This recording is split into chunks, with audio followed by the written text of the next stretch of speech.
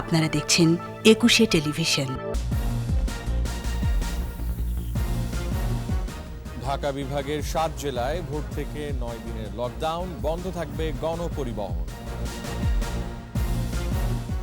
করোনায় আরো 78 মৃত্যু, শনাক্ত ছাড়ালো 4500। ডেল্টা ভ্যারিয়েন্ট নিয়ে বাড়ছে উদ্বেগ। রাজধানীর 3 কেন্দ্রে ফাইজারের টিকা প্রদান শুরু, 7 দিন রাখা হবে পর্যবেক্ষণে। প্রথম ধাপে 204 ইউনিয়ন পরিষদে ভোট, বরিশাল ও ভোলায় সহিংসতায় নিহত 3। বাংলাদেশ ব্যাংকের রিজার্ভ চুরির পেছনে উত্তর কোরিয়ার হ্যাকাররা, বিবিসির অনুসন্ধান, মূল হোতা পার্ক হিউন।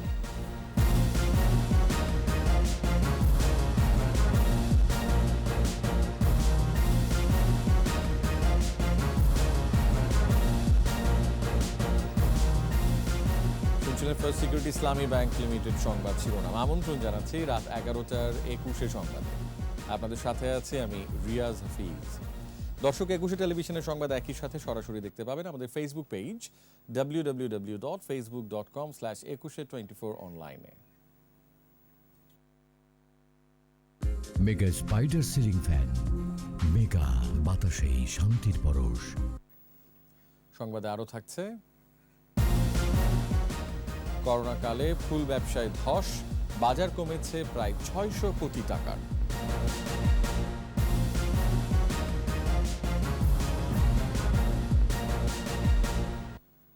করোনার ভয়াবহ সংক্রমণ থেকে রাজধানী ঢাকাকে রক্ষা করতে নারায়ণগঞ্জ, গাজীপুর সহ পার্শ্ববর্তী 7 জেলায় কঠোর লকডাউন দেওয়া হয়েছে। মঙ্গলবার ভোর 6টা থেকে 30 জুন মধ্যরাত পর্যন্ত কঠোর বিধিনিষেধ কার্যকর করার কথা জানিয়েছেন মন্ত্রিপরিষদ সচিব খন্দকার আনোয়ারুল ইসলাম। এই 9 দিন জরুরি পরিষেবা ছাড়া সব ধরনের যানবাহন চলাচল বন্ধ থাকবে বলেও জানান সচিব। বিস্তারিত সাইদুল ইসলামের রিপোর্টে। করোনার ভয়াবহতা দিন দিন বৃদ্ধি পাচ্ছে, সমান্তালে বাড়ছে আক্রান্ত ও মৃত্যু। ঢাকায় বিভিন্ন দেশের ভ্যারিয়েন্ট ছড়িয়ে পড়ায় রাজধানী সুরক্ষায় আশপাশের 7 জেলায় কঠোর লকডাউন দেওয়ার সিদ্ধান্ত নেওয়া হয়।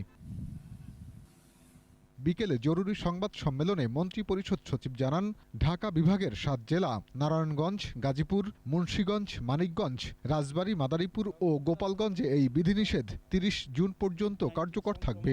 বর্তমান পরিস্থিতি বিবেচনায় মানিকগঞ্জ, নারায়ণগঞ্জ, মুন্সিগঞ্জ, গাজীপুর, মাদারীপুর, রাজবাড়ী এবং গোপালগঞ্জ জেলাসমূহের সার্বিক কার্যাবলী চলাচল ইনক্লুডিং জনসাধারণের চলাচল সহ আগামী 22 জুন 2021 তারিখ সকাল 6টা থেকে 30 জুন মধ্যরাত পর্যন্ত বন্ধ ঘোষণা করা হলো। ঢাকাকে নিরাপদ শুধু না, ঢাকার সাথে কমিউনিকেশনটা যদি না কাট অফ হয় তাহলে এমনিতেই মুভমেন্ট অনেক কমে যাবে।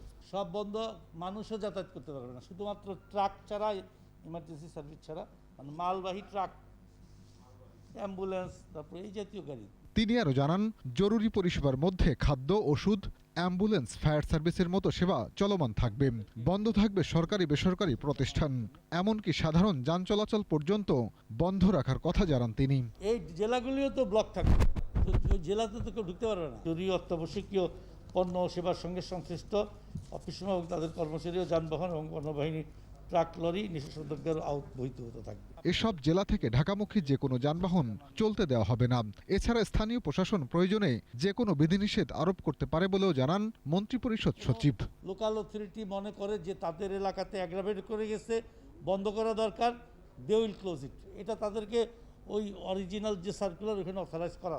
সাইদুল ইসলাম, 21 টেলিভিশন, ঢাকা। করোনায় একদিনে আরও 78 জনের মৃত্যু হয়েছে। নতুন শনাক্ত হয়েছে 4636। সংক্রমণের হার বেড়ে 19.27%।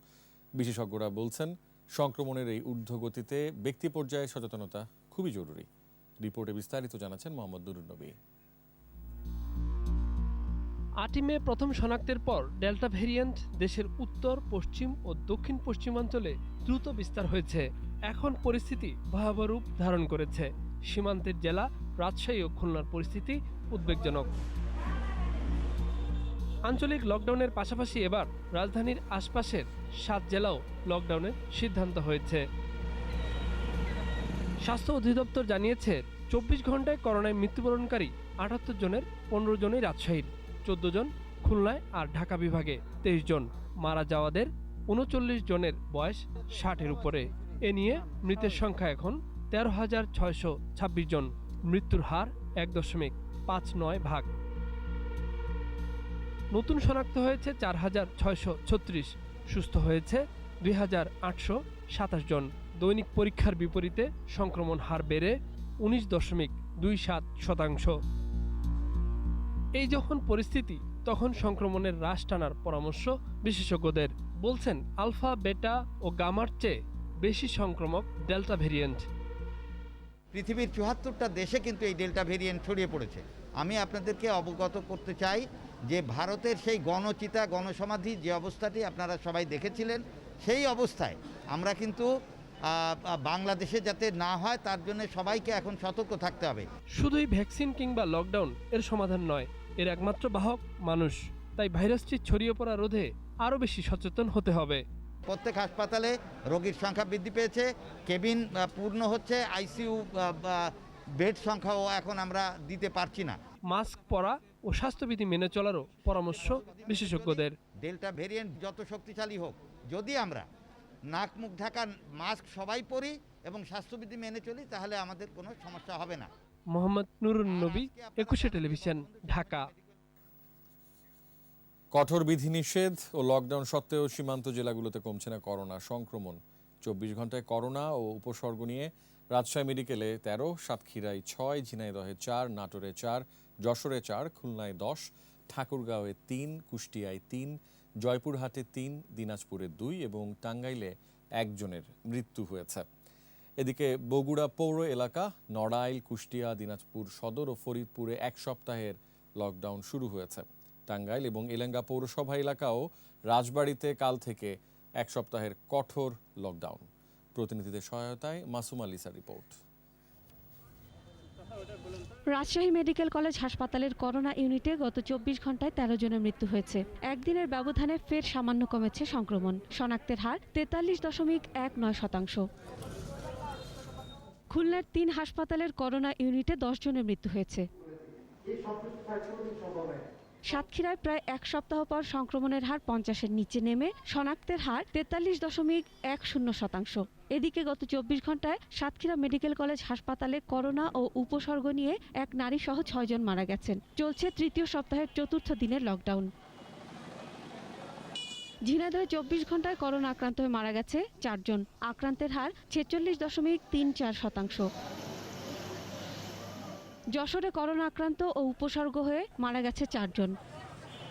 নাটোরে করোনা ও উপসর্গে 4 জনের মৃত্যু হয়েছে। ঠাকুরগাঁয়ে করোনায় 3 জনের মৃত্যু হয়েছে। আক্রান্তের হার 45.56%। চলছে 7 দিনের কঠোর বিধিনিষেধ। কুষ্টিয়ায় করোনায় 3 জনের মৃত্যু, চলছে সর্বাত্মক লকডাউন।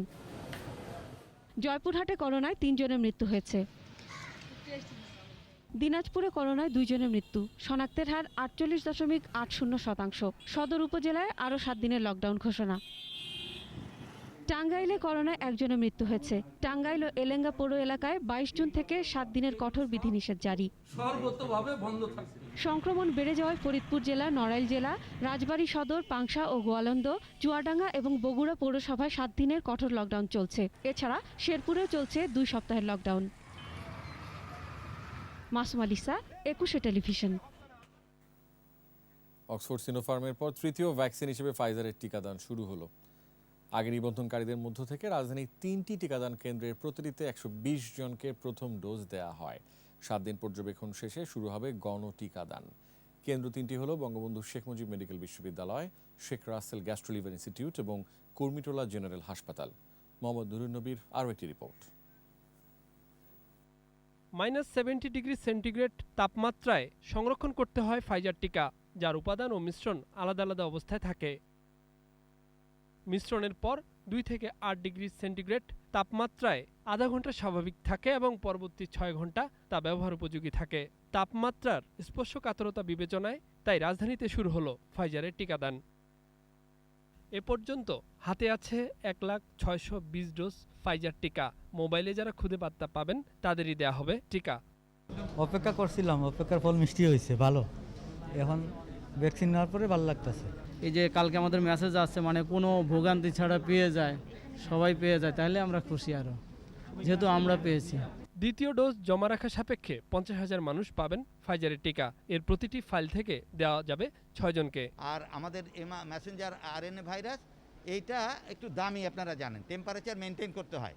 সেই টেম্পারেচারটার জন্য গ্রাম অঞ্চলে কিন্তু ফাইজার দেওয়া যাচ্ছে না। আমরা 7 দিন অবজারভেশন করব কোনো ধরনের সাইড এফেক্ট হয় কিনা। এরপরে আমাদের ফাইজারের টিকা আছে 1 লক্ষ, আমরা মাত্র 50,000 মানুষকে দিতে পারবো। আমাদের যারা রেজিস্ট্রেশন অলরেডি করা আছে তাদেরকে আমরা এই টিকাটি। আইসিইউ ও চিকিৎসা সুবিধা আছে এমন হাসপাতালের কেন্দ্রগুলোতে এই টিকা দেওয়ার ব্যবস্থা করা হয়েছে। টিকাটা অন্য টিকা যেমন একদম পূর্ণাঙ্গ টিকা হিসেবে আসে, এখানে টিকার উপাদান এবং ডাইলুয়েন্ট আলাদা আসে, সেটা মিক্স করে একটা সার্টেন টেম্পারেচারে রেখে সেই কাজগুলো করতে হয়। তো সেই সমস্ত বিষয় চিন্তা করে আমরা একটু সাবধানতার সাথেই ফাইজারের টিকা নিয়ে আগাচ্ছি, এটা আপনারা ইতিমধ্যে অবজার্ভ করেছেন। সিনোফার্ম ও ফাইজারের টিকা একসাথে চলমান থাকবে। নিবন্ধনকৃতদের নির্ধারিত কেন্দ্রে যে টিকা দেয়া হচ্ছে তারা সেটাই পাবেন। এখানে পছন্দের কোনো অবকাশ নেই। মোহাম্মদ নুরুন নবী, 21 টেলিভিশন, ঢাকা। যাচ্ছে ভিন্ন প্রসঙ্গে।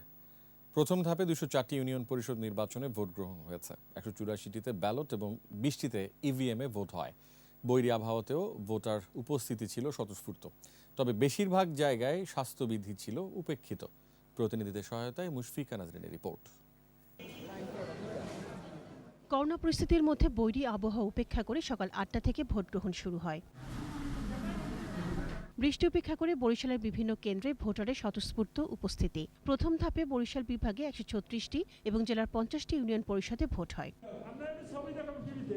লক্ষ্মীপুর 2 আসন উপনির্বাচন ও রামগতি কমলনগরে 6টি ইউনিয়নে ভোট গ্রহণ শুরু হয় সকালে। কেন্দ্রগুলোয় পুরুষ ভোটারের চাইতে নারীদের উপস্থিতি বেশি।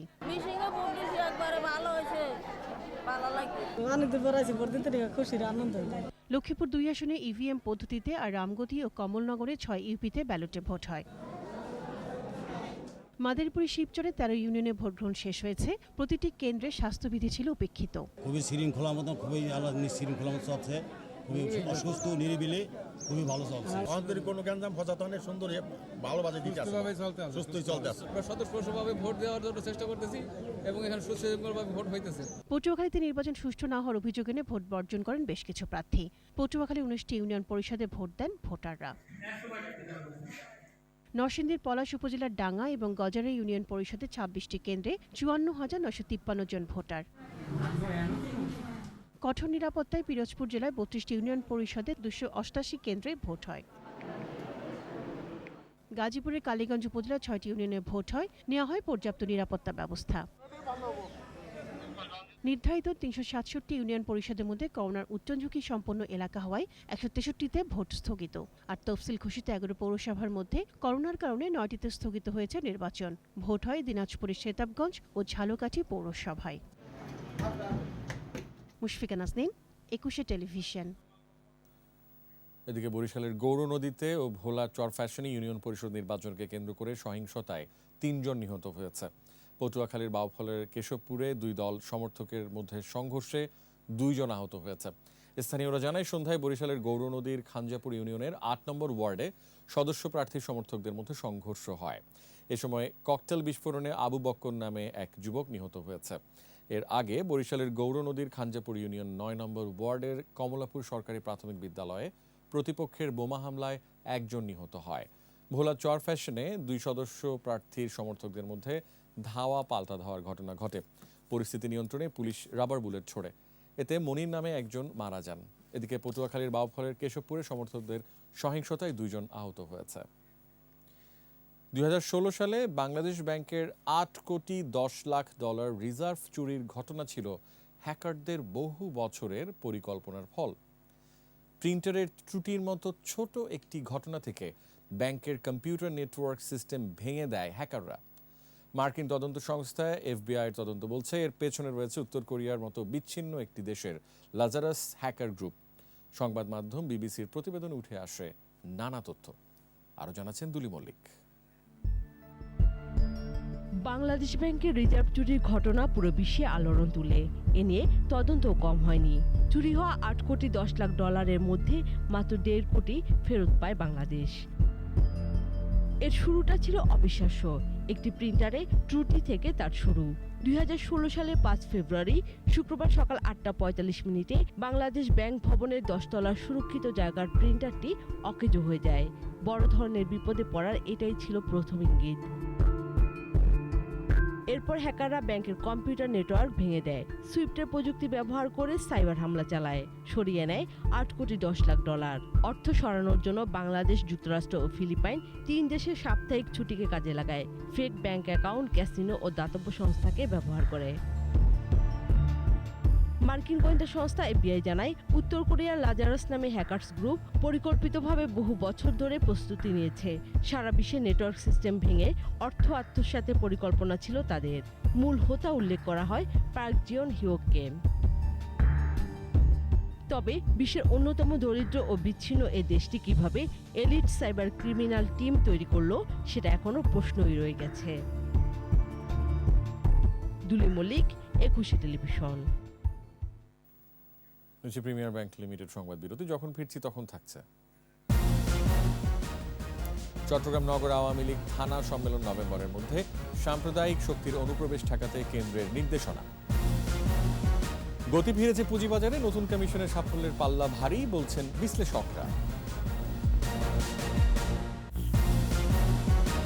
আবার আমন্ত্রণ রাত 11টার 21 সংবাদে।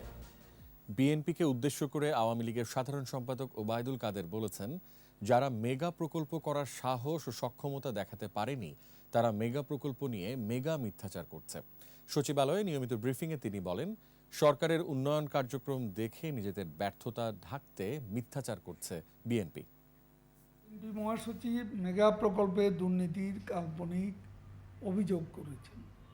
আসলে মিথ্যা অভিযোগ, প্রতিহিংসা পরায়ণ ও ব্যর্থ এক বিরোধী দলের ঈর্ষাকাতরতা ছাড়া আর কিছু নয়। যারা নিজেদের সময় দেশে একটি মেগা প্রকল্প নেওয়ার সাহস, সক্ষমতা দেখাতে পারেনি, তারা আজ মেগা প্রকল্প নিয়ে মেগা মিথ্যাচারে নেমেছে। এটা তাদের পরিকল্পিত অপচেষ্টা।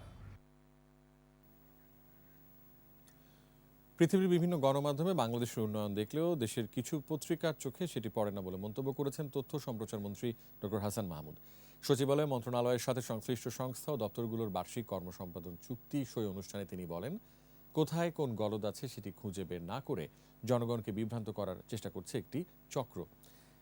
সরকারের দক্ষ কার্যক্রমে দেশ ভারতের চেয়েও উন্নত দেশে পরিণত হয়েছে বলে জানান তথ্য সম্প্রচার মন্ত্রী। পরিমণির বিষয়ে এক প্রশ্নের জবাবে তিনি বলেন, কাউকে হেনস্থা বা হয়রানি করা কারো কাম্য নয়। কিছু প্রতিষ্ঠান আছে যারা প্রশংসা আমরা দেখতে পাই না, শুধুমাত্র দেশের সমালোচনাতেই ব্যস্ত। হ্যাঁ, এই প্রতিষ্ঠানগুলো অবশ্যই দরকার আছে, তারা কোনো জায়গায় কোনো কিছু ব্যর্থ হলে সমালোচনা করবে, কিন্তু একই সাথে দেশের কোনো অগ্রগতি, অর্জন, জনগণের অর্জন এগুলো হলে সেটির প্রশংসা করাও তো দায়িত্ব।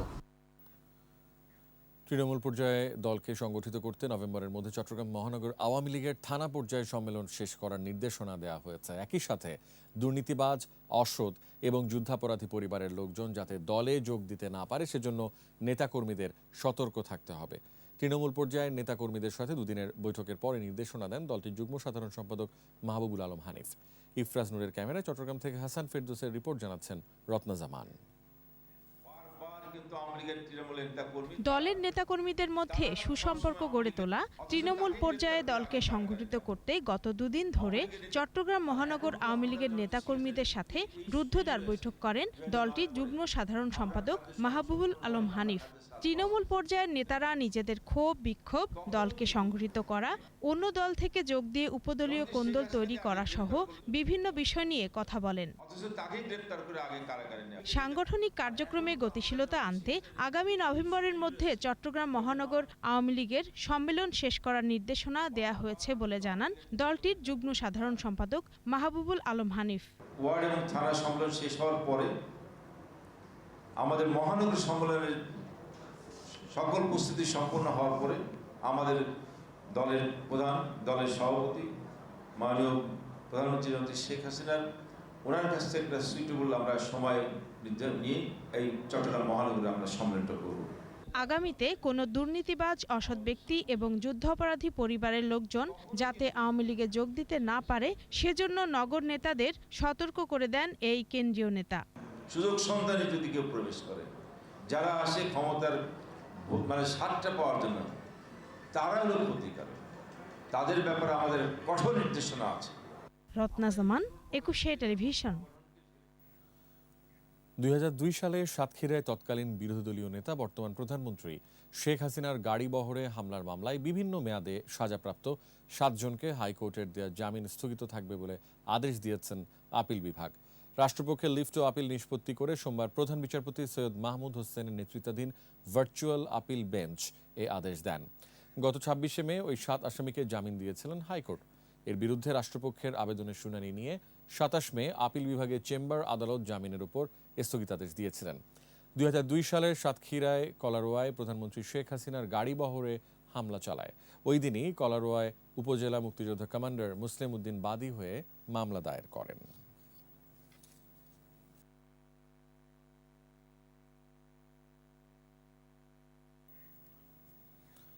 বিএসইসির বর্তমান কমিশন দায়িত্ব নেওয়ার পর গতি ফিরেছে পুঁজিবাজারে। লেনদেন ও সূচকে এসেছে বড় পরিবর্তন। তবে বাজারের বৈশিষ্ট্য খুব একটা বদলায়নি। স্বার্থ রক্ষায় বাজারকে জিম্মি করার পুরনো কৌশল ছাড়তে পারেননি বড় বিনিয়োগকারীরা। আর ছোট কোম্পানির শেয়ারে ভর করে সক্রিয় কারসাজি চক্র। তারপরও প্রথম বছরে নতুন কমিশনের সাফল্যের পাল্লাই ভারী দেখছেন বিশ্লেষকরা। মেহেদী হাসানের রিপোর্ট। পুঁজিবাজারের চরম দুর্দিনে গেল বছরের 17ই মে বিএসইসির চেয়ারম্যানের দায়িত্ব পান অধ্যাপক শিবলি রুবায়েতুল ইসলাম। এরপর 2 দফায় আরও 3 কমিশনার নিয়োগের মাধ্যমে গত বছর 9 জুন পূর্ণতা পায় বর্তমান কমিশন। দায়িত্ব নিয়ে বিনিয়োগকারীদের আস্থা ফেরাতে কাজ শুরু করেন তারা।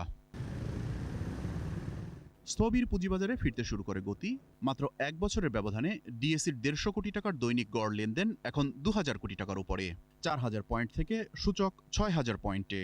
আর 3,15,000 কোটি টাকার বাজার মূলধন প্রায় 2 লাখ কোটি টাকা যোগ হয়ে উন্নীত হয়েছে 5 লাখ কোটি টাকায়। এই বৃদ্ধিটাই কিন্তু প্রমাণ করে যে আমরা যে সমস্ত কাজ করেছি সেগুলো মার্কেটের জন্য সহায়ক। আমরা সুপারভিশন এবং মনিটরিংকে ব্যাপকভাবে বৃদ্ধি করেছি। আমরা অনেক ধরনের যে আইনগত ব্যত্যয়গুলো ছিল সেগুলোকে পরিবর্তন করার চেষ্টা করেছি। এদিকে গত 1 বছরে 16টি আইপিও, সুকুক বন্ড চালুর উদ্যোগ, মার্কেট স্ট্যাবিলাইজেশন ফান্ড ও এসএমই বোর্ড গঠন, 30টি নতুন ট্র্যাক ইস্যু, আইপিওতে লটারি প্রথার বিলুপ্তি ও ডিজিটাইজেশন কার্যক্রমকে এগিয়ে নেওয়ার মতো অনেক প্রশংসনীয় কাজও করেছে বিএসইসি। কোনোভাবে কমোডিটি মার্কেট তৈরি করা যায় কিনা আমরা চেষ্টা করছি, কোনোভাবে মিউনিসিপাল বন্ড এখানে আনা যায় কিনা। কমিশনের প্রথম বছরের বেশিরভাগ কার্যক্রমকে ইতিবাচক বলছেন বিশ্লেষকরাও। তবে বিমা সহ কিছু ছোট কোম্পানির শেয়ারের অস্বাভাবিক দর বৃদ্ধির ঘটনায় কমিশনের নির্লিপ্ততায় হতাশ তারা। কিছু বিশৃঙ্খল পরিস্থিতি দেখতে পাচ্ছি।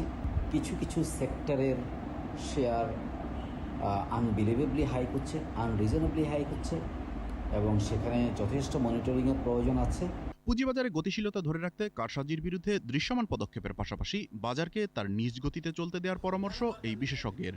বাজারকে বাজারের মতো চলতে দেওয়া উচিত এবং ফ্রি মার্কেট ফোর্সে যে দামটা যেখানে যাবে সেটাই সুস্থ দাম।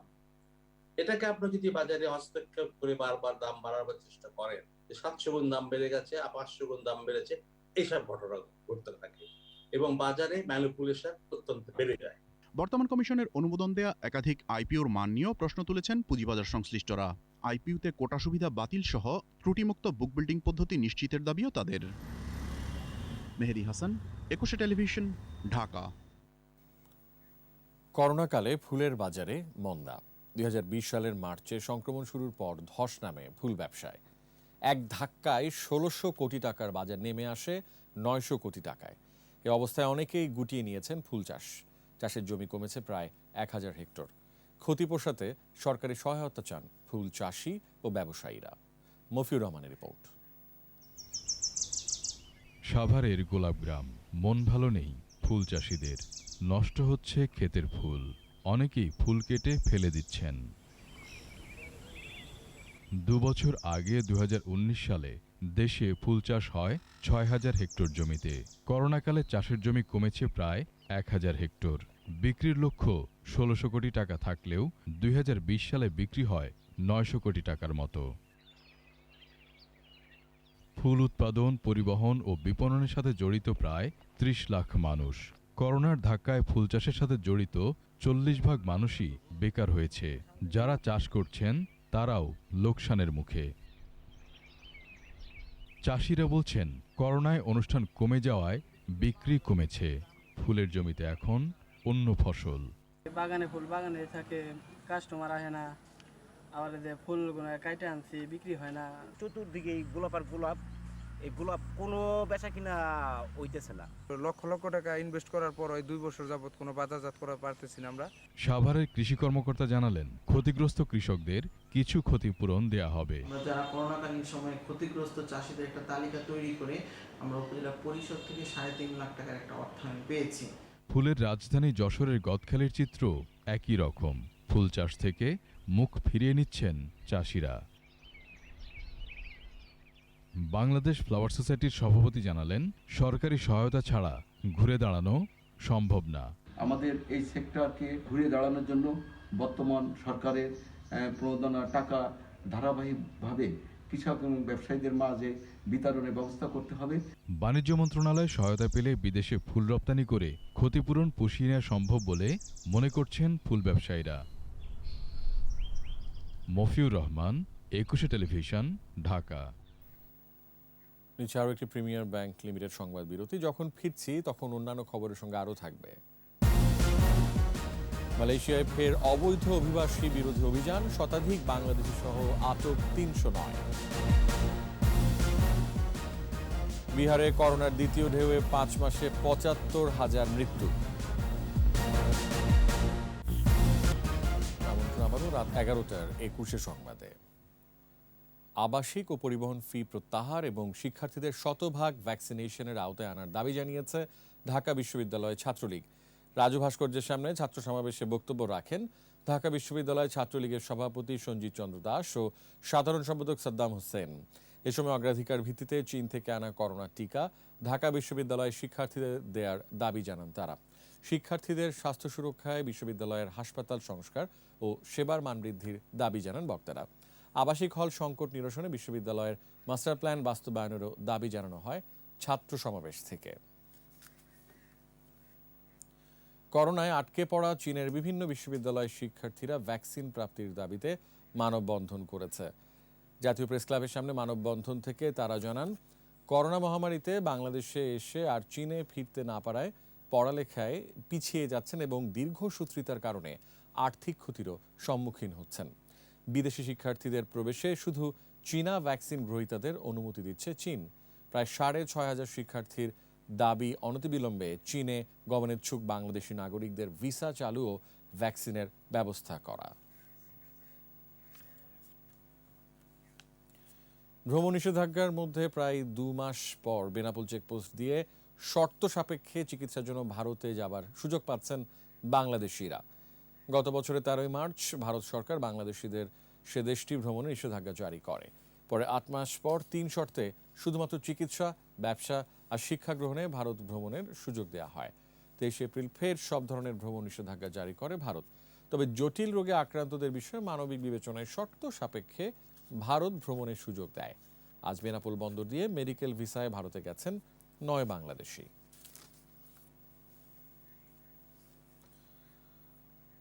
মালয়েশিয়ায় আবারও অবৈধ অভিবাসী বিরোধী অভিযানে আটক করা হয়েছে শতাধিক বাংলাদেশিকে। ডেঙ্কিল শহরে একটি নির্মাণাধীন অবকাঠামোর কাছে অভিবাসী অধ্যুষিত আবাসিক এলাকায় অভিযান চালায় কর্তৃপক্ষ। এ সময় প্রয়োজনীয় কাগজপত্র দেখাতে না পারায় 309 জনকে আটক করা হয়। এর মধ্যে 102 জন বাংলাদেশি, 193 জন ইন্দোনেশিয়ার, মিয়ানমারের 8 জন ও ভিয়েতনামে 4 জন রয়েছে। এ নিয়ে চলতি মাসে 2 দফায় 164 বাংলাদেশি আটক হয়েছে। কুয়ালালামপুরে বাংলাদেশ মিশন এরই মধ্যে আটকের বিষয়টি পররাষ্ট্র মন্ত্রণালয়কে জানিয়েছে।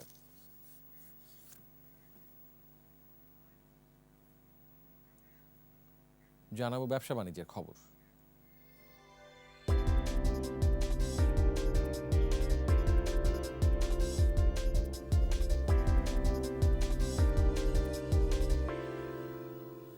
সিঙ্গার ঈদ আনন্দ অফার ক্যাম্পেইন শুরু করেছে কনজিউমার ইলেকট্রনিক্স ও হোম অ্যাপ্লায়েন্স প্রতিষ্ঠান সিঙ্গার বাংলাদেশ। এই ক্যাম্পেইনে রেফ্রিজারেটর কিনে স্ক্র্যাচ কার্ডের মাধ্যমে এখন পর্যন্ত ৪৫ ক্রেতা ১০০% ছাড় পেয়েছেন। মোট ৫০০ জন এই সুযোগ পাবেন। এছাড়া এ পর্যন্ত ৩৬ জন রেফ্রিজারেটর ক্রেতা কুপন ড্রয়ের মাধ্যমে জিতে নিয়েছেন air conditioner, washing machine, microwave oven এবং গ্রাইন্ডারের মতো পণ্য। সিঙ্গারে রয়েছে ভিসিকুলার রেফ্রিজারেটর সহ মোট ৪০টিরও বেশি মডেল। এই পণ্যগুলোর সাথে থাকছে ১০ বছরের কম্প্রেসার ওয়ারেন্টি। চেক বা ডেবিট কার্ড সঙ্গে না থাকলেও মোবাইলের মাধ্যমে যে কোনো শাখা থেকে নগদ টাকা উত্তোলন করা যাবে কিউআর কোড স্ক্যান করে। SIBL নাও অ্যাপে নতুন এই সার্ভিসটি চালু হয়েছে। সোশ্যাল ইসলামী ব্যাংকের প্রধান কার্যালয়ে ভার্চুয়াল প্ল্যাটফর্মে এর উদ্বোধন করেন ব্যাংকের ব্যবস্থাপনা পরিচালক ও প্রধান নির্বাহী কাজী ওসমান আলী। এ সময় উপব্যবস্থাপনা পরিচালক আবু নাসির চৌধুরী ও মোহাম্মদ শামসুল হক, কোম্পানি সচিব আব্দুল হান্নান খান, ICT ডিভিশনের প্রধান মোহাম্মদ সুলতান বাদশা সহ ঊর্ধ্বতন নির্বাহীরা উপস্থিত ছিলেন।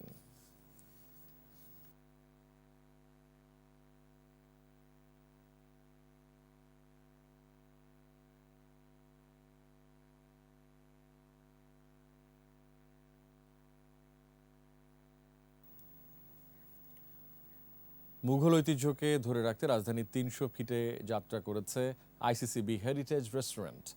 উদ্বোধনী অনুষ্ঠানে প্রধান অতিথি ছিলেন কথা সাহিত্যিক ও দৈনিক কালের কণ্ঠের সম্পাদক ইমদাদুল হক মিলন।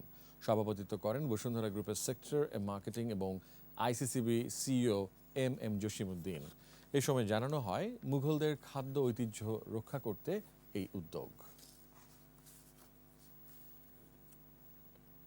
শেষ করছি রাত 11টার 21 সংবাদ। তবে যাবার আগে ফার্স্ট সিকিউরিটি ইসলামী ব্যাংক লিমিটেড সংবাদ শিরোনামগুলো আরও একবার। ঢাকা বিভাগের 7 জেলায় ভোর থেকে 9 দিনের লকডাউন, বন্ধ থাকবে গণপরিবহন। করোনায় আরও 78 মৃত্যু, শনাক্ত ছাড়ালো 4500। ডেল্টা ভ্যারিয়েন্ট নিয়ে বাড়ছে উদ্বেগ। রাজধানীর 3 কেন্দ্রে ফাইজারের টিকা প্রদান শুরু, 7 দিন রাখা হবে পর্যবেক্ষণে। প্রথম ধাপে 204 ইউনিয়ন পরিষদে ভোট, বরিশাল ও ভোলায় সহিংসতায় নিহত 3। বাংলাদেশ ব্যাংকের রিজার্ভ চুরির পেছনে উত্তর কোরিয়ার হ্যাকাররা, বিবিসির অনুসন্ধান, মূল হোতা পার্ক হিউন।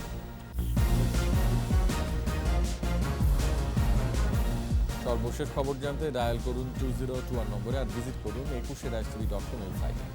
এছাড়া ফেসবুকে লগ ইন করতে পারেন facebook.com/ekushe24 অনলাইনে। আমাদের পরবর্তী সংবাদ রাত 1টায় দেখার আমন্ত্রণ রইল। ধন্যবাদ।